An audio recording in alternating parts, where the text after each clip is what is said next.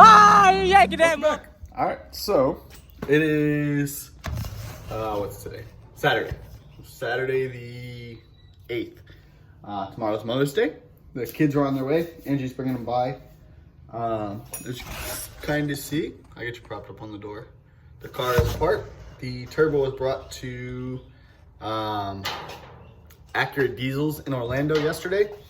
I rushed it over there after work and just barely made it. Just barely. He's fairly confident that my problem is too much oil flow. The turbo needs a restrictor. I don't have one. That's where the problem's coming from. He's double checking to make sure I didn't push the seal out, but he's confident with his many, many years of experience that the turbo's fine. It's just pushing oil from basically putting too much volume in and not being able to get all the volume out, even with the scavenge pump. So it is what it is. That's fine. We'll put a restrictor on it. He sourced a 1.15 AR back housing for it. So to give you guys an idea, currently we have a 1.34 on there. That should net us quite a bit of change, especially on the two-step. And most importantly, when I let go of the button. That is the big change that I'm looking for. I don't need a bunch of change when I'm street driving the car, and I don't care about any of that. I care about the track stuff, the street stuff, when it's being used the way it's supposed to be used. What I'm looking for in a change is I want to see the turbo go from taking, so remember we talked about before, it was taking almost 5 seconds to go from the leave to the boost I was commanding. Well, with the changes we made, that's down to like 3 seconds, 2.5, 3 seconds. I want to get that down to like 2 seconds, 1.5, 2 seconds there. So basically I want it so the housing is allowing the turbo to make this boost fast enough that right after the 60 foot, it has all of it and we just carry it out the back. That is the plan.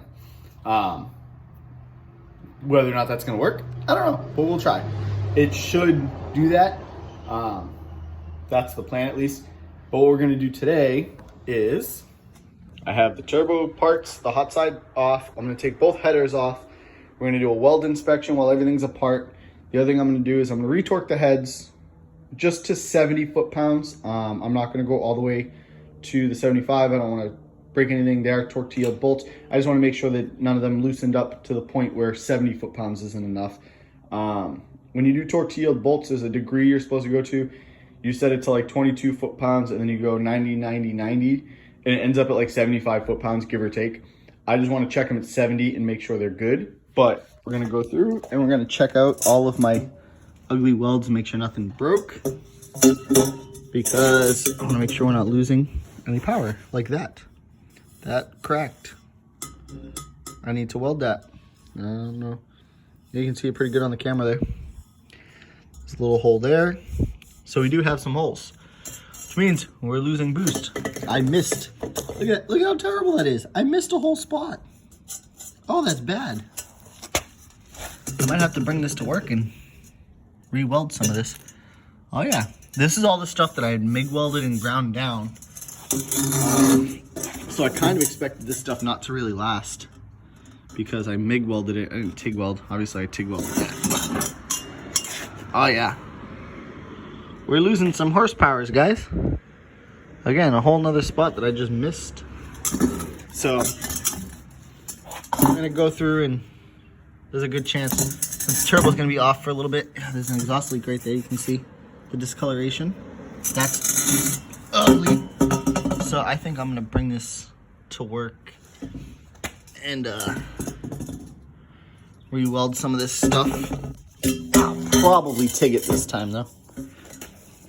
I'll just TIG over all of this gunk. I'll clean it up and then blend it in all nice and pretty like. So this is from the return line. I spilled all over it, but yeah, we're gonna blend a bunch of this stuff in. So welds broke, some of them. Not terrible, but some of them did break. But that's horsepower, that's turbo lag, that's a lot of problems that we don't want to have.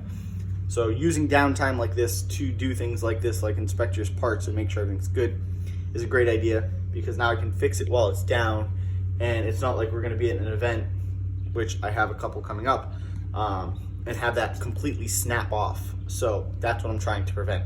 So what I'm gonna do is I'll fix it now while it's off, while everything's getting done. We'll make sure the car's 100%, and then it should be back better than it was, because now it'll have all the exhaust flow going properly and things like that. So yeah, let's get to it. And when I get the headers off, we'll go over the header welds.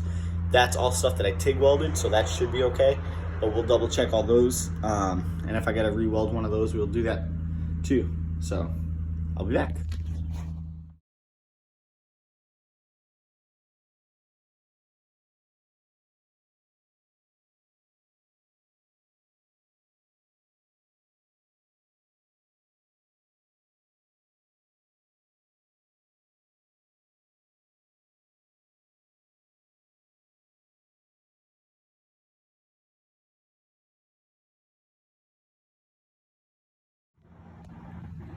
All right, so all of the TIG welds seem to have held, even my little patch panel section here that I had to do to move this up and out of the way of the alternator.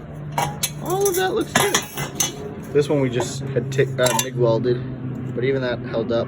But I didn't grind this one down, as you can see. It looks like boogers, but it's holding. So it looks like just the stuff that I had MIG welded with the first gun that I got, and then ground down because it looked like dookie, is what the problem is. So I'll probably run over all of those joints, and we'll go from there. All right, so as you can see, I pulled the Velcros off. They're chilling over there. Look at how clean these things are. So I just have bulkhead fittings in both of these. This is technically an 8 fitting, and then I run an 8 fitting to a 10 on the other side and just clamp it. This one is a full 10, and this is just here. It's just a vent, so I don't really care that much. You can see I don't have on this one the little catch pan things in here anymore. I took those out. Took this one out. This is still here just because I haven't really messed with it. But this has been super effective. My little budget catch cans, I just drained one of them. There was maybe a few ounces of fluid in it. The other one was basically dry. And this thing was super hot when we raced on Sunday. Not like blowing gaskets hot, but it was hot. The next thing I'm going to do before I forget is I'm going to take the water meth kit off. I am pretty sure the boost pressure was coming in and positively pressurizing this system and pushing back through to the point where it was pushing it out of the tank. I don't know if I still have. I think I cleaned it out. So right where that washer is, you can see there, it was pushing fluid out of the tank and making a puddle in there at the top end of the track. Not good. Super dangerous. So the whole water meth kit's coming out because I don't use it anyways. And I'm just going to plug these with 1/8 MPT plugs, and that'll fix that. And I'll just continue doing what I've been doing, which is for every 5 gallons of E, we'll put like a gallon or so of M5, and we'll just do that, and it keeps it. It's been happy. The car's been great. We haven't had any problems. Like I said, I just want to double check the head studs, make sure the head studs are good. Or head bolts. They're bolts, see, fancy. And just double check all that, and that's it. And we'll get that stuff all welded up and put it all back together, and it'll be ready for when the turbo's ready.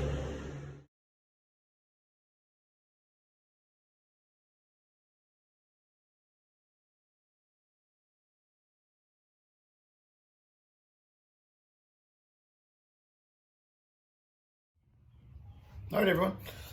So I didn't record pulling out the water meth kit.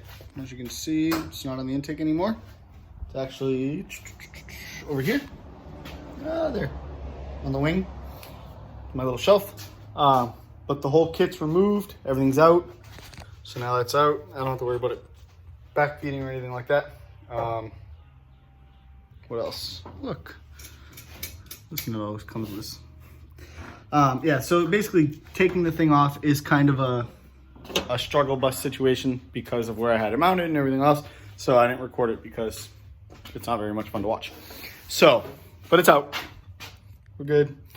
I think that's going to do it for today's video.